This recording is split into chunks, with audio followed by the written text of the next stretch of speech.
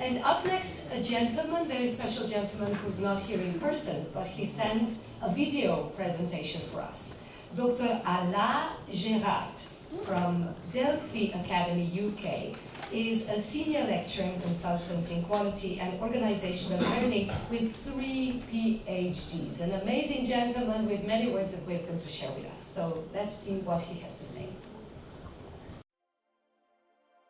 It's a pleasure to be with you in the International Mentoring Conference in Slovenia. My name is Alaa Gerad, and this is the first time to address audience in Slovenia. It's really a pleasure. I am specialized in organizational learning and quality management, and I'm going to talk about mentoring, but in the context of organizational learning. So how we can use mentoring as a vehicle that takes us to become a learning organization and spread the individual knowledge and experience from someone who is experienced to less experienced individual or a beginner in the work. So before talking about mentoring, I would like to talk about organizational learning, how organizations learn, and what is this topic called organizational learning. It is one of the very critical topics these days, and started in the 90s by the book of Peter Senge called The Fifth Discipline. So before we talk more about mentoring, it is important to address the topic organizational learning. So what is organizational learning, and is there something called learning organization and not learning organization? So in order to understand the topic of mentoring, we need to put it into the context of learning on the organizational level.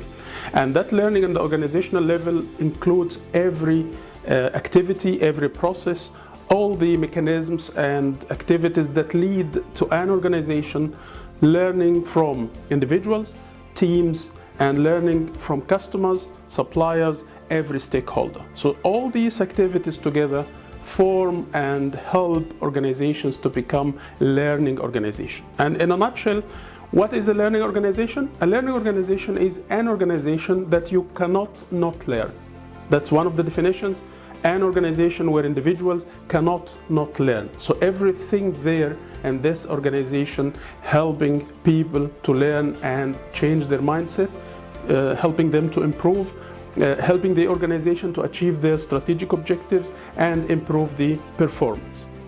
So mentoring is one of the mechanisms, one of the tools, and it's a very powerful tool that can help the organization to become a learning organization. Mentoring is, it falls within a level called individual level. We have 3 levels in organizational learning. Level number 1 is called individual level, level 2 is the team level, and level 3 is the organization-wide level. In every one of these levels, there are certain mechanisms. For example, in the individual level, we have mentoring, we have coaching, we have something called cross-training, and we have reflection. So these are 4 common mechanisms that we use in order to learn on the individual level. So how we learn on the individual level? A mentor is the name of a person. If you read the Odyssey, there was a person called mentor, and from that person, the mentoring has become an English word and came in the language as the person who are more experienced, having more experience, that share this experience with someone else who is less experienced. It is not one-time activity, it's ongoing. And that's the key difference between mentoring and coaching. Mentoring is more about a continuous, ongoing, it can be for life relationship between someone who is more experienced and someone else who is less experienced. So it is not only about the business, it's not only about the job, but mentoring stretches itself to all aspects of life. In 2015, Harvard Business magazine made a fantastic topic and long topic about CEOs need mentors. So even if we are very senior people, if we are very experienced, we still need a mentor to help us to be on the right track. So we have much literature in journals. We have professional studies, empirical evidence about mentoring, yet seeing is believing. So what are the best practice in mentoring? There are some Not many, but there are few studies actually discuss the failure and success of mentoring and explain why mentoring didn't do well.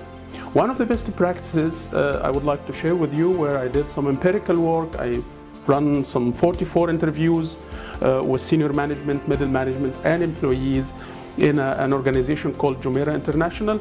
They are in several countries, and it's in hospitality sector, where they have a nice practice called mentoring agreement.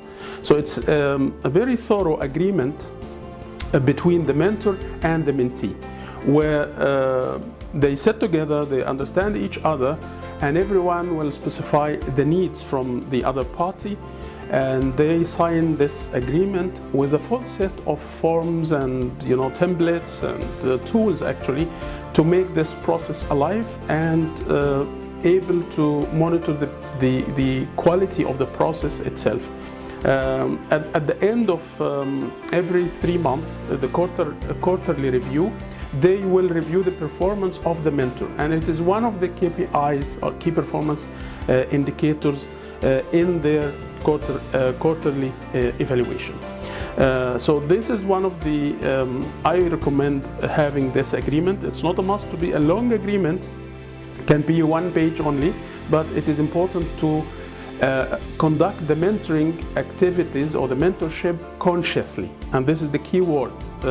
We have to be conscious. For me as a mentee, when I'm going to meet my mentor, that I have to be aware that I am learning in this moment, and it is important to take action after this learning. One of the important methods for learning is to transform the intangible to make it tangible.